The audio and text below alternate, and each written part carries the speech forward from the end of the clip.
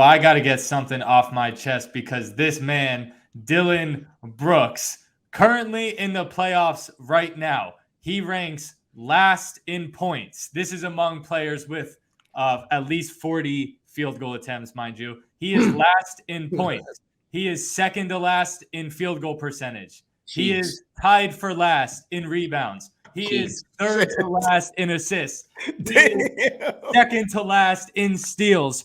He is tied for last in blocks, even with a donut. He got 0. And is tied for first in what?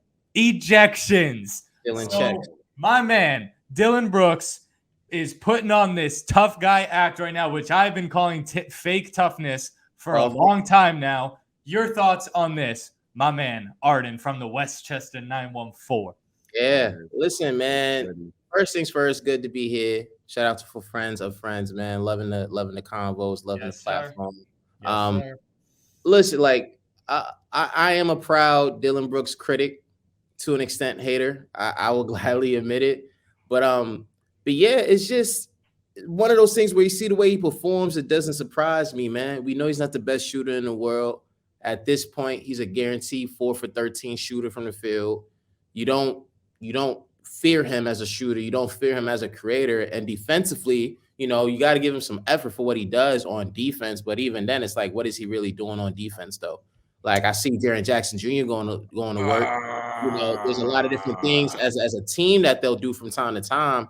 But when I look at Dylan Brooks, it's like it makes sense why he's in Memphis. Like, Memphis truly uses him the way he could be used. He's their best fit. But at the same time, I look at it and I'm like, yo, who realistically across the league would genuinely be like, yo, we need a Dylan Brooks on our team, even if it's the man himself. So for me, I've just never been a big fan of his game.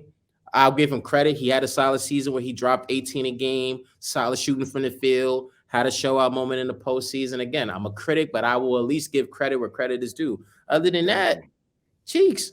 I haven't seen that to me. Nah, because listen, just like you said, it's about fit, right? So if it's about fit and he fits in Memphis and what he brings to the table, they need it. Clearly it works because they're in the playoffs, right? Because there's a lot of teams that's not. And he's a starter in this league. And that also speaks volume. So whatever it is that they're asking him to do, he's doing it. At the best of his ability. Until now. And that's one of the things. There's an old saying that goes, if you're going to come at the king, you best not miss. 100%. And that's exactly what he did. He came at the literal king, and he missed quite bad. So my point is, you put on this fake tough guy act. To me, and to your coach, I imagine, the tough guy act works a lot better when you're taking a charge, getting a big defensive rebound, being a vocal leader for your team that clearly lacks leadership. And he's doing none of those things. In fact, he's doing the opposite of those things, which is hurting his team. And now this Memphis Grizzlies side that talked that big game all year, and Draymond said, shut your ass up. You was all in high school watching us win championships. You're about to get a gentleman's sweep from washed up Anthony Davis and LeBron. Oh, damn. That is real. You can't talk that talk. And here's what makes it worse, bro. At least if you was talking that talk and you took it on the chin and handled your media availability, it's like at least you had some class. Yes. This is the second consecutive game this man has skipped media availability. That is not a good look. And then you want to say before game 4, oh, the media and the fans, y'all making me into a villain. You've made yourself into a villain, bro. You've welcomed all of the smoke. You did all of this pregame. You was doing all of this talking. You wanted this, bro. And now that the spotlight is a bit too bright on you, now you want to duck for cover, bro. Nobody respects that, bro. And it's a shame because that Memphis team is truly a lot of fun to watch, minus the distractions. They all fill with dogs. They all compete. And there's a lot of dudes on that team that have great basketball stories, including Ja Morant. Kids. The brother went from an unranked, scrawny South Carolina guard to one of the best players in the world. Facts. One offer. Like, all of those stories are lovely, but when you just look at the overall attitude, it's like, dang, like, I can't really rock with y'all for real because your attitude is so off from where y'all really should be. Because the same way the Kings are getting that type of love as that young team up next that America loves, that high key should be Memphis. Yeah. That Right. high key should be Memphis, but they messing up the bag. So I would say this: they made it to the playoffs, right? Every year it's about progress. We're gonna go based off last year. Next year it's about advancing. They're gonna be in the playoffs again next year. You can't just, for me, you can't put them in the box because people gonna mature. People gonna get better. Dylan Brooks gonna get better. John Morant's gonna get better. Desmond Bane's gonna get better. Jaren Jackson's gonna get better. Steven Adams will be back. Of course, but here's Let's what I'll say. talk Though. about it. But They here's what I'll scary. say, though. But here's what I'll say though, right? And this is one of the realest things I can say when people look at team building across professional sports, especially in the NBA in particular. Us in this room right now, as well as the average for friends of friends viewer, ball players viewer, and beyond, we grew up when team building used to be a thing in terms of, oh yeah, this team, they'll have 5 years, they'll have 7 years, 10 years to be together. And the NBA now, dudes are lucky if they get 5. The truth is, you really get 3 years at most, because last year, what Memphis do? They made it to like the semifinals. In the year before that, they shocked Golden State in the play-in, made the play-in. So you got to start thinking, right? Really, that first 2 years was the years where people was patient, like young bulls trying to find a way. Y'all went into Golden State, knocked off Steph. That says something. Y'all made it to the semis last year. Cool, we could be patient. Ja was hurt. When you talking all that talk that you did last year, where your leader 12 is like, I'm fine in the West, and y'all boys about to win 51 games and get bounced in the first round, even if they make it to the next round, it's like, dog, y'all went down 3-1 to a Lakers team that essentially the basketball world was like, nah, bro, they're not doing nothing in the playoffs. Yeah. We want to see Bron, of course, in the playoffs. We don't know how many more of these we'll get, but y'all supposed to take care of them. It's going to get to the point where even next season, where hopefully everybody's healthy, especially Brandon Clark, because I really like him, it's going to be like, dog, what you finna do? That's fine, and I agree with you in that area, right? But you just said you'll be lucky if you get 5. I believe they're that lucky one that will get 5 with the same nucleus. Because if you keep the same nucleus, that team is dangerous. You add back Steven Adams and Brandon. We don't know because everybody got to be healthy. We don't know yet. But they might. But that's the thing with team building, though. And the distractions. True, but that's the thing with team building, though, right? You give 2, 3, maybe 4 years with certain dudes. And again, this is not even me with my critics hat on, right? If I'm looking at, again, like a Dylan Brooks or maybe a couple guys on our roster, we got to look like, yo, what is this dude really giving us? Oh, by the way, D Brooks is in a contract year next year. Think about that. Bro signed a 3-year deal like a couple years ago. So now he's coming up on a contract year. You're coming off of one of your worst, if not worst season since getting the bag. We got championship aspirations. We got 12. We got the defensive player of the year in Triple J. At least Desmond Bain is getting better. And we got a couple of the young bulls off the bench thriving. So you start looking at it, it's like, yo, what are we supposed to do? So that's what I'm saying. Like, team building now. Yeah, timing gets tricky now because that 5 is lucky, but in reality, you really got 3 years to really do something. So I want to shift gears for a second because you brought up the idea of like you're lucky to get 3 years, you're lucky to get 5 years, right? And that's a very good point. I agree wholeheartedly. But speaking of luck, I've long said that Golden State is the best dynasty in sports of my lifetime. But I'm starting to also say that they're also the luckiest dynasty in sports of my lifetime because the teams that gave them troubles and the only teams to really flirt with ending this dynasty, that really good San Antonio team that won over 60 games, Kawhi gets his ankle rolled up on a dirty play by Zaza Pachulia. 100%. That Rockets team with CP3 and Harden both got hurt. Gave them trouble. CP3 gets hurt. De'Aaron Fox, they did not have an answer for him. And I'm not saying the Kings would have won the series, but they did not have an answer for De'Aaron Fox no matter who they put on him. And now he's hurt. He's going to play, but he's very clearly not going to be 100%. Your thoughts on the luck of Golden State, and do you think a fully healthy Sacramento Kings team with De'Aaron Fox not having a finger issue would have actually eliminated them? Yeah, I would say they're definitely lucky. and I don't think it takes away from their talent, and again, right, with the previous topic of team building, they've built an incredible team there.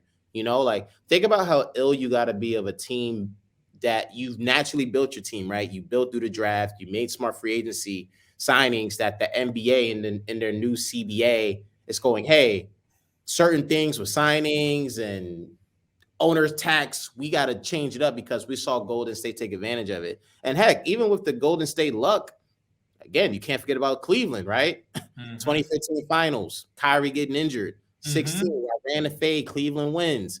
Then y'all get KD. If there wasn't KD, the Cavs in 2017 were actually better than the 2016 version, and they may have had a chance at repeating. Like, that's how much better they were. But at the same time, luck plays a huge part in dynasties. Some teams got it and some teams don't.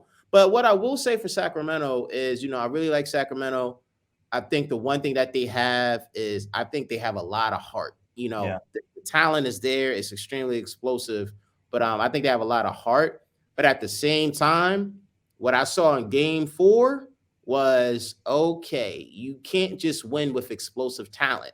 Now you need heart and this. Because it hit different going shot for shot with the Splash Bros. And you thinking you a Splash Bro on the other end. I don't know what Harrison Barnes was thinking. Or Kevon Looney's getting 20 boards, or it's like, say what you want about Draymond, but when Draymond's getting that key rebound with the outlet pass, and then he strips your best big down low, and he screams at him in his face. Yeah, it hits different. It does. It's different in a game 4, game 5 environment versus games 1 and 2.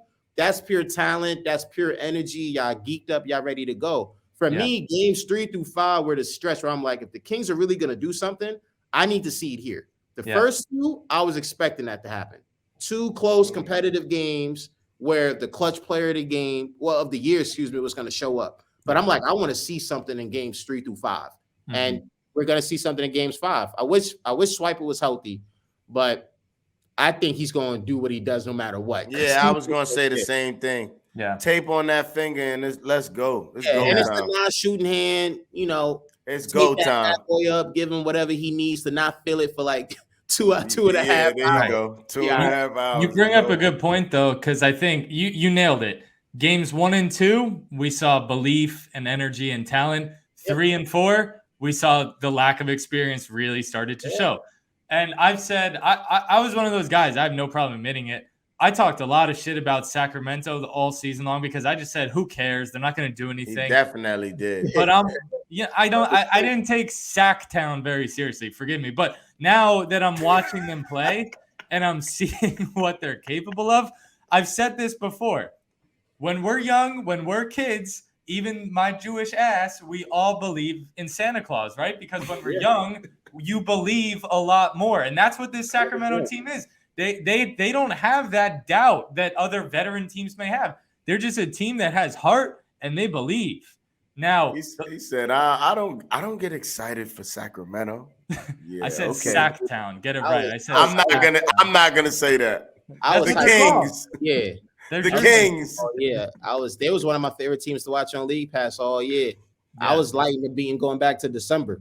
Because I rock with Sabonis heavy. Like, I feel like Sabonis is one of the few players who gets a lot of criticism from a lot of folks who just like, I hate to be that guy, but it's like y'all don't know the game if you don't like Montes Sabonis. Like, watch him play.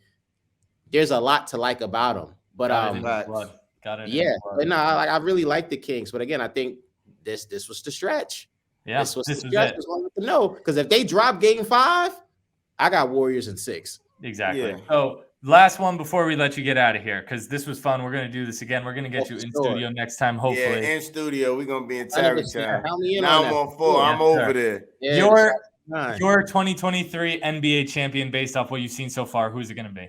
Oh, I talked about it on the live earlier. He said he can't give an answer. Come on. If I have to, for friends of friends, at this moment, I'm going to go with a random answer. Because like we talked about throughout the show, luck plays a key part. I only believe in it for tonight. But if I'm going to give an answer, I'm going to go Phoenix Suns. Okay. Ooh, okay. Yeah. I'm gonna go like Phoenix. it. Again, the talent-wise, Book and KD are scary together. Yeah, for And sure. then you start talking about luck. It already went their way. See what I mean? Kawhi dropping, PG already out. And it's like certain teams just start getting those type of bounces. And it's like, you never know what's going to happen in the second round. You never know what's going to happen in the third round. And luckily for them, right, we should expect the Nuggets to advance. I rock with the Nuggets. I really rock with Jokic. All year for me, Jokic has been my MVP pick, and I'm still standing strong on that. Same. But they're not a scary number one seed. Nope. They're not. Definitely not. So if they take care of them, I got them getting knocked. Hey, for real. So if the Suns get past them, and you're talking conference finals, and now we talking between Lakers, Warriors, Kings, or Grizzlies, I'm gonna pick the Suns honestly every time. Right. That's how I genuinely feel, especially if they get to that point. Because who's really guarding that KD and D-Book duo? Nobody. Not Jokic. Yeah. Just nobody in general. So if it's like you start having those two cook, and then CP could give you a classic CP3 type of game, and the bench does what it does, and you got I'll tell you, that's the X factor right there, the bench, because their bench is not good at all. And if it does pick up, that's when you know the Suns could be scary. But for me, I think they get knocked too, just because of the bench play. I expect it, but it's like if Torian and Craig could get you 15 at least every night. Over. And if Aiden messes around and gets you, let's say, a 16 and 10 or 10, a little double is over. Yeah. Bro, it gets tough. It becomes scary hours. Yep, scary hours. All right, we'll see you guys next time. Yo, be a friend of a friend.